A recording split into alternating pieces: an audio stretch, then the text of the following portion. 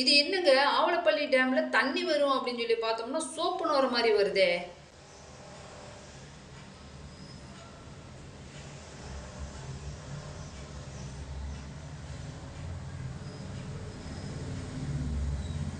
அப்போ தமிழக அரசு எதுக்கு இப்போ வரைக்கும் இதுக்கான நடவடிக்கையை மேற்கொள்ளாம இருக்கு?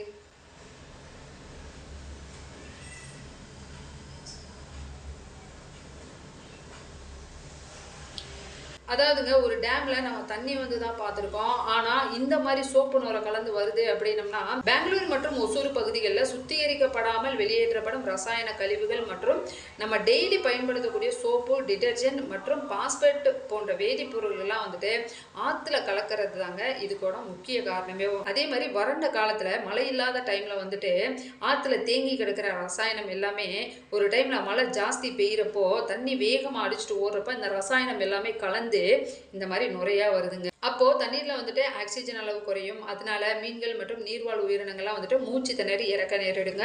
அது மட்டும் இல்ல விவசாயம் மற்றும் நீர்வாழ் தாவரங்களோட வளர்ச்சிகளும் வந்துட்டு பாதிப்படையுங்க.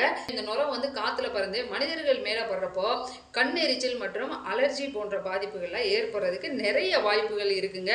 அதே மாதிரி இந்த தண்ணி வந்து நிலத்தடி நீரோட கலந்துருச்சு அப்படின்னம்னா அந்த பகுதியில் இருக்கிற மக்களோட குடிநீர் வந்துட்டு நச்சுத்தன்மையா மாறுறதுக்கும் நிறைய வாய்ப்புகள் இருக்குங்க.